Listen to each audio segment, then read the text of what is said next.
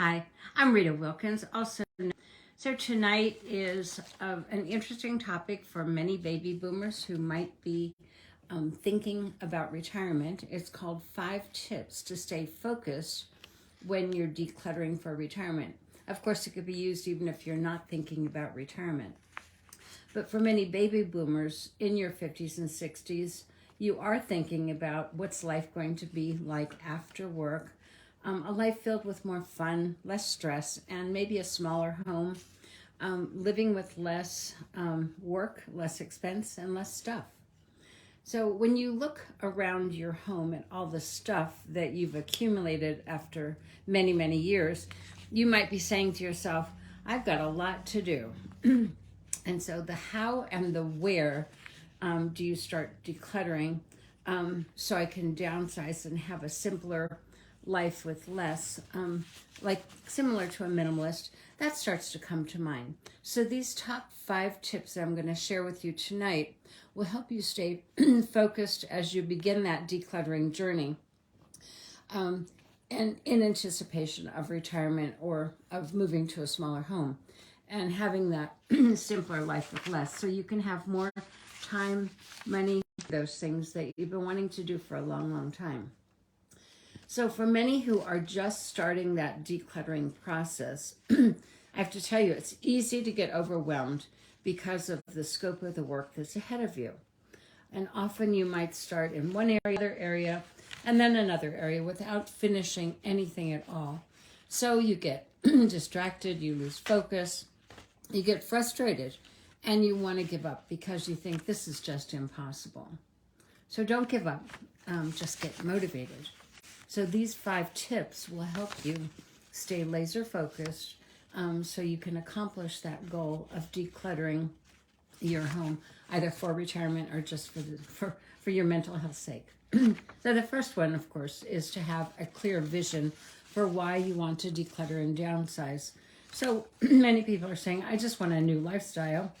Others are saying, I want to move close to my children and my grandchildren so I can be able to enjoy them, as they're growing up.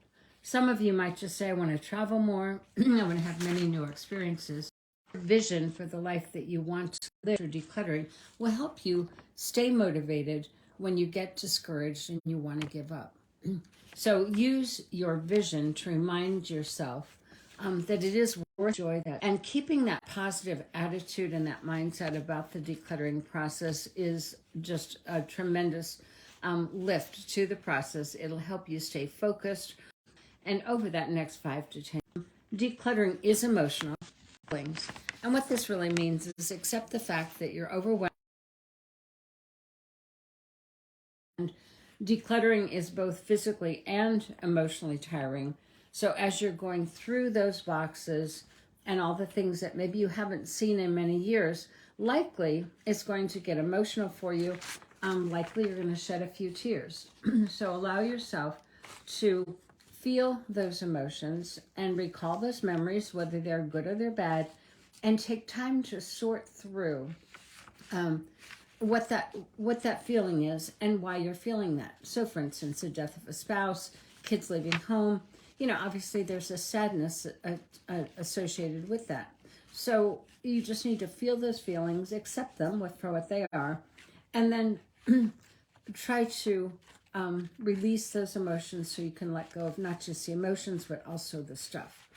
And while you're doing all of that, make sure to take care of yourself during this process because it's both physically and emotionally exhausting.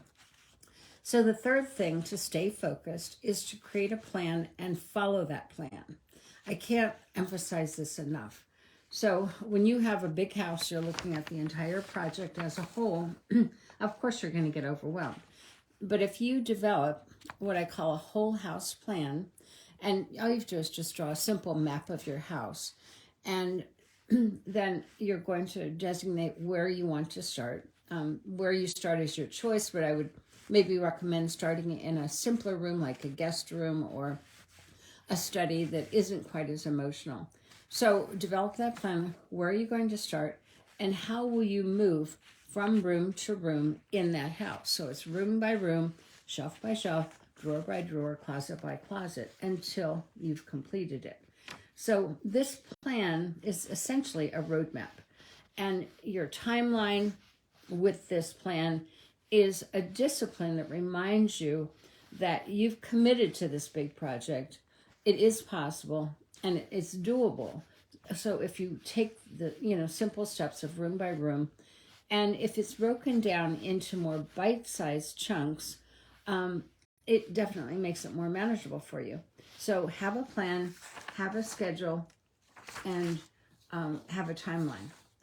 So, and when you commit to this, I would be very specific. So for instance, I'm going to commit to 5 days a week, 30 minutes a day, or on the weekends, I'm going to commit to 2-hour segments. Whatever works for your schedule that's realistic, that you can promise yourself you'll commit to. And then write that down and put it on your calendar. So mark off the completed days, the times, and the areas that you've completed, because this is motivating when you start to see progress. And that will motivate you to just continue to keep going. The fourth step to stay laser focused is to create a deadline. I don't know about you, but I love deadlines. So it's almost like that motivates me to keep moving faster. And when I create a sense of urgency, I'm having a dinner party or I'm having overnight guests, guess what? Things get done a little bit faster. And so, for instance, if you were to invite guests to stay over for the weekend, let's say that it's 3 weeks from now. So 3 weeks from now, can you get that guest room done top to bottom?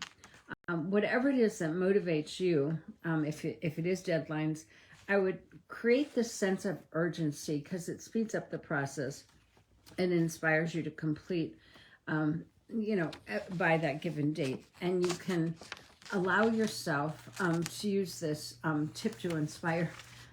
It's what I talked about last week, to inspire your adult children to come and get rid of their stuff and remove their stuff from your house when you have a deadline.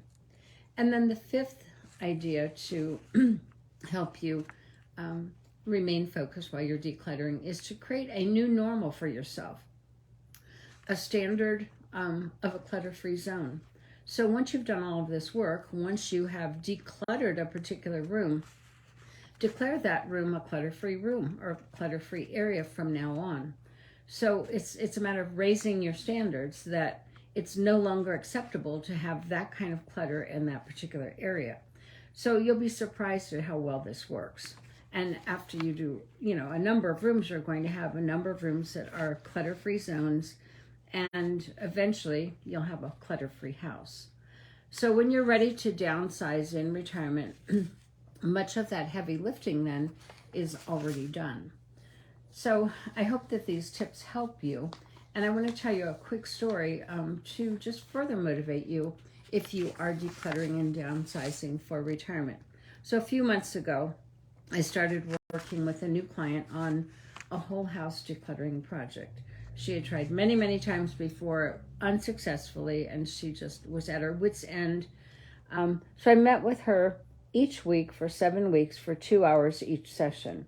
And after sending her a detailed questionnaire, which was very thorough about why she was successful, why she wasn't successful before, what she had tried before, why it didn't work, and what her motivation for decluttering was.